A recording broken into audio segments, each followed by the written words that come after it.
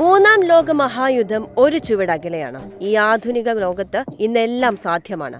തിരഞ്ഞെടുപ്പിൽ വൻ വിജയം നേടി 5ാം തവണയും റഷ്യൻ പ്രസിഡന്റാകുമെന്ന് ഉറപ്പായതിനു ശേഷം ലോകരാജ്യങ്ങൾക്ക് വലിയൊരു മുന്നറിയിപ്പുമായി എത്തിയിരിക്കുകയാണ് വ്ളാഡിമിർ പുടിൻ. തെരഞ്ഞെടുപ്പ് വിജയത്തിന് പിന്നാലെ ജനങ്ങളെ അഭിസംബോധന ചെയ്യുകയായിരുന്നു അദ്ദേഹം. തന്നിൽ വിശ്വാസമർപ്പിച്ച ജനങ്ങളോട് നന്ദി പറഞ്ഞതിന് ശേഷമാണ് പുടിന്റെ ഈ പ്രസ്താവന. നമ്മെ ഭീഷണിപ്പെടുത്തുന്നവരെയും അടിച്ചമർത്തുന്നവരെയും കാര്യമാക്കേണ്ട ആവശ്യമില്ല. നമ്മുടെ തീരുമാനങ്ങളും കാഴ്ചപ്പാടുകളുമാണത്. ഇതുപോലൊരു വിജയം ചരിത്രത്തിൽ ഉണ്ടായിട്ടില്ല എന്നും പുടിൻ എടുത്തു പറഞ്ഞു. റഷ്യയും US നേതൃത്വം നൽകുന്ന നേറ്റോ സഖ്യവും തമ്മിലുള്ള സംഘർഷം മൂന്നാം ലോക മഹായുദ്ധത്തിന് ഒരു പടി അകലെയാണെന്നാണ് അർത്ഥമാക്കുന്നതെന്നും എന്നാൽ താൻ അടക്കം അത് ആഗ്രഹിക്കുന്നില്ല എന്നുമാണ് പുടിൻ പറഞ്ഞത്. റഷ്യയിലെ തിരഞ്ഞെടുപ്പിന് ശേഷം 87.8% വോട്ട് നേടിയാണ് പുടിൻ തന്റെ അധികാരം വീണ്ടെടുത്തത്.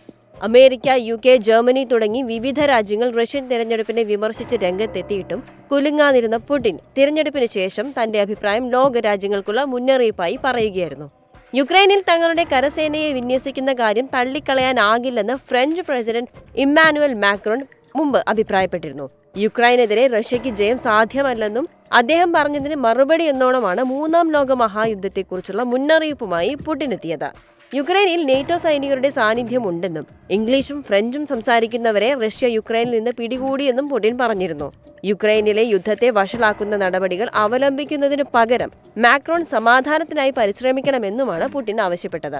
മാർച്ച് 15, 17 തീയതികളിൽ നടന്ന റഷ്യൻ തെരഞ്ഞെടുപ്പിന് മുമ്പ് അതിർത്തി പ്രദേശങ്ങളിൽ ഷെല്ലാക്രമണം നടത്തി റഷ്യയുടെ അതിർത്തികൾ ലംഘിക്കാനുള്ള ശ്രമങ്ങളിൽ മറ്റു പ്രദേശത്തു നിന്നുള്ള പ്രോക്സികളെ ഉപയോഗിച്ചുകൊണ്ട് യുക്രൈൻ റഷ്യക്കെതിരായ ആക്രമണം വർദ്ധിപ്പിക്കുകയാണ് ചെയ്തത്.